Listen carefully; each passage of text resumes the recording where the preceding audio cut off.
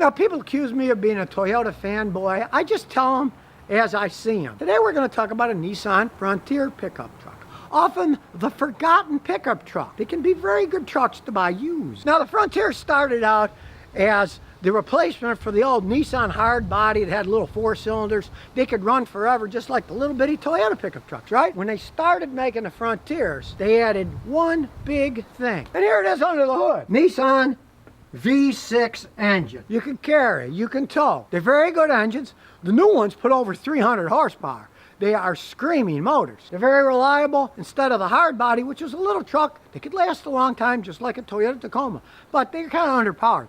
These are not underpowered. Now, this is an older one, and unfortunately, it's still got a rubber timing belt in it. Modern ones have timing chains in them.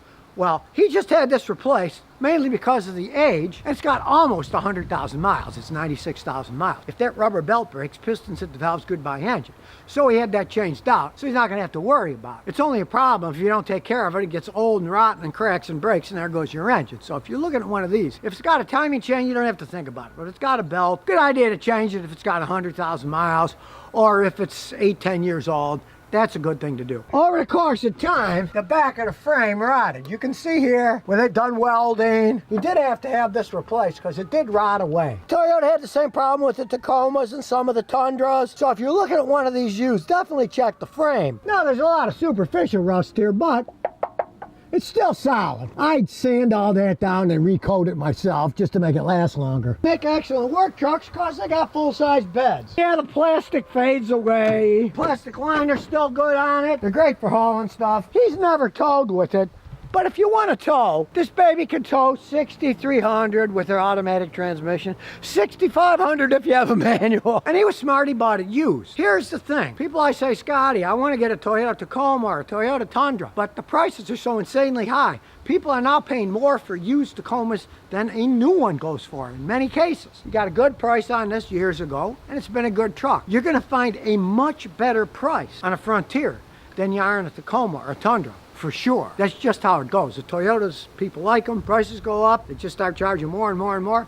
But these are solid trucks. It's not like they're problematical trucks. This is a 4x4 off-road. Ironically enough, the guy's never taken it off-road, but he uses it in Connecticut in the winter. He said it's a beast. He can get through all kinds of snow with it. And unlike the front-wheel drive Jatco transmissions, his grandmother had a Sentra in 2001. Tranny went out at like 70,000 miles.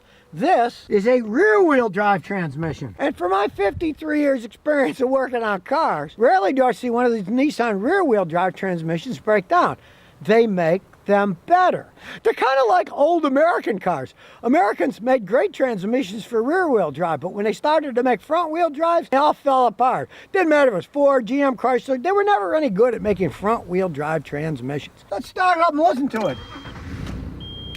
Starts right up, sounds pretty good. You just hear the valves and the cams rolling a little. Any engine is going to make a little bit of noise. It's not going to be perfect, but this one is in decent shape. Well, all the cars with these plastic headlamps are going to fog. You can polish those up if you want or buy aftermarket ones cheaply enough. But the 4-wheel drive still works perfectly fine. He's had no problems with that. Get the old scan tool out. Let's check this baby out. And here we go. It's going through everything. System diagnosis, 16 pin. It's 1% done. This might going to take a while. Well, while we're waiting for it to load, because it is older, he did have to replace the catalytic converter. Not because it tripped the catalytic converter code, because it rusted out.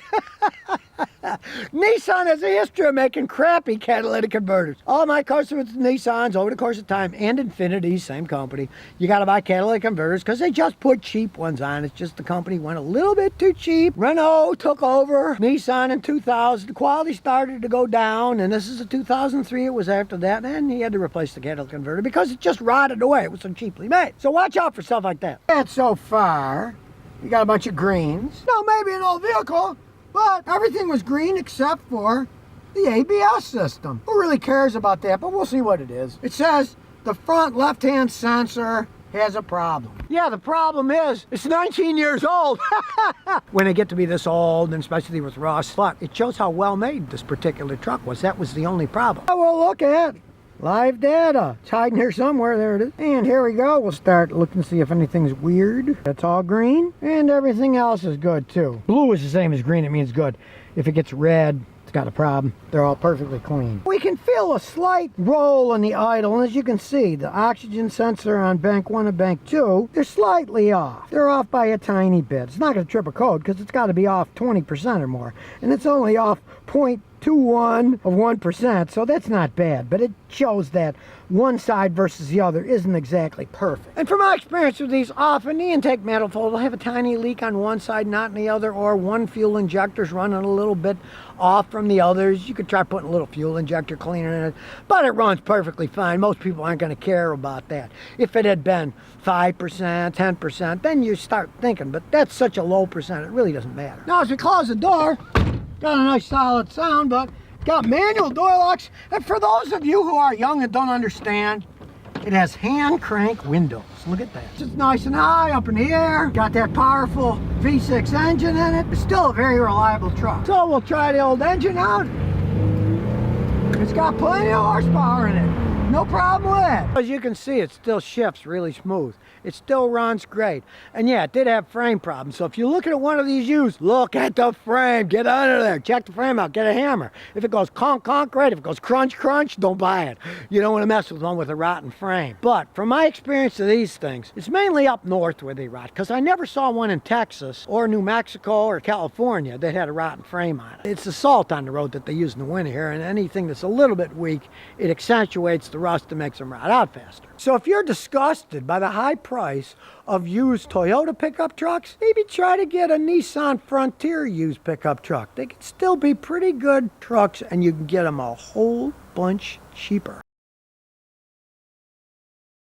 Well, as you can see as we walk around, it still looks pretty good. The paint's in excellent shape. Doesn't look bad at all. Little ice on the hood because it's cold this morning. Front end still looks excellent. And as we crawl under, we'll take a look. Frame is solid. No rust. Nice solid truck. Now, what's the story behind these Chevy Colorados? Well, originally, they were extremely underpowered. The original 4-cylinder engine, which this thing has, was a 2.8-liter 4-cylinder that put out 175 horsepower. You can always tell by looking up here. It's got the 2.8 liter. But you could have gotten their 5-cylinder inline engine, which had 220 horsepower. And you might think, 5-cylinder inline engine, aren't they on balance? They found that they were an interesting in-between. They had a lot more horsepower than the 4, but they got better gas mileage than the 6. I had a customer in Houston had 300,000 miles on one of those straight 5. He used it to deliver oil field equipment. So they could be very reliable engines. Now, even though this is only the 4-cylinder engine, it does have a standard transmission. And it is a very good standard transmission. It's a 5-speed, and this particular one is an Aisin,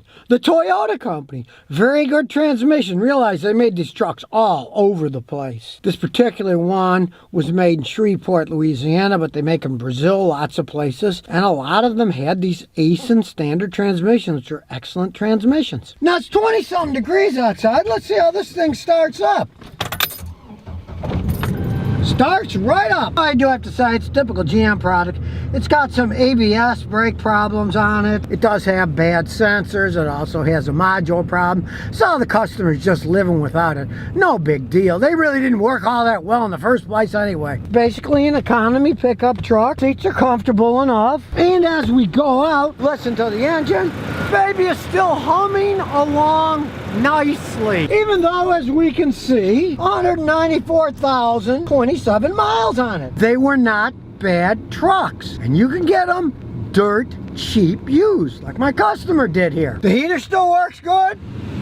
You can see the ice is starting to melt from the engine heat outside too. And it's old school. It's got a hand crank window. Something that is not going to break. Now you do see a little smoke, but it's not burning oil. It's just cold out today and the sun's starting to make it feel a little bit better, at least on my face. And as I said, a nice smooth running engine. Now when you consider that he paid $3,000 for this truck 3 years ago, he's certainly getting his money's worth out of it. We'll take it for a little spin. We'll slip it in reverse. Backs up great, nice and smooth. Power steering works fine, handles quite well, the shocks aren't worn out, and it rides along quite nicely out here in the woods. Granted, it's not a race truck by any stretch of the imagination, but as we downshift,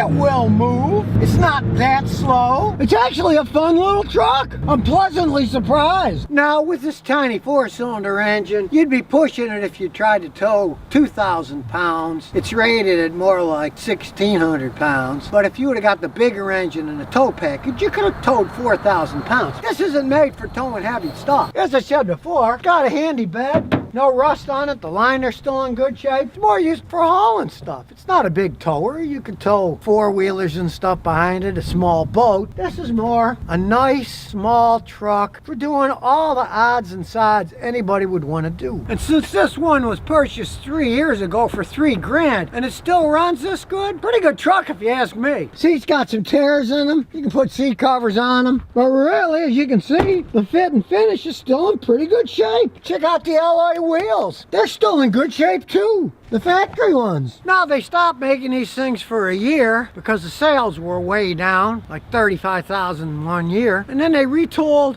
and made them bigger. The newer ones are bigger, have more horsepower. This old one is a nice little truck if you want a little truck. But he's making everything bigger now. Some people want a little truck that does all the jobs that a normal person needs. It's not a big commercial truck. It doesn't have all that power. But on the other hand, it gets better gas mileage than the big ones, and it's still very handy. And let's face it, you don't get much in a vehicle, especially a truck, for $3,000 these days, and that was 3 years ago. So, if you're looking for a cheap little truck, don't poo-poo these Colorados, especially if you can find the one that has that straight 5-cylinder engine that puts out a lot more horsepower and has a really long lifespan. I like those inline 5s. They were decent engines. But even this little 4-banger, it's still running quite smooth. Doesn't really burn oil. Not a bad deal for a $3,000 truck that still runs this good. Because good luck trying to find a Toyota Tacoma that runs this good for $3,000 3 years ago. That's not gonna happen. Realize there's still plenty of these out there for sale used. Take advantage of a great price on a truck that could still have a lot of life left in it for doing medium duty jobs. You don't really need a giant truck, especially if you're the type of person that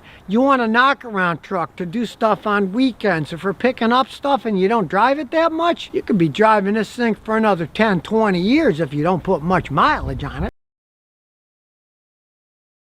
This is a 2005. It only had 35,000 miles on when he bought it for about 8,600 bucks. So he got a pretty good deal out of this truck. It's got the classic Ford V6. It's a 3-liter V6. These things can run a long time. Now, of course, it lived at Harvard, so you're going to see a lot of corrosion on the metal.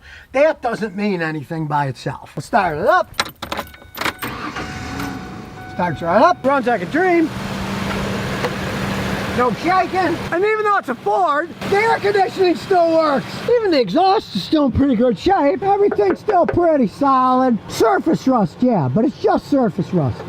It's solid underneath. You're gonna get superficial rust going down there around the wells. That's just how things are when you keep them up north. But the ratting back is really nice. I mean, it is really well made. Your tools in there.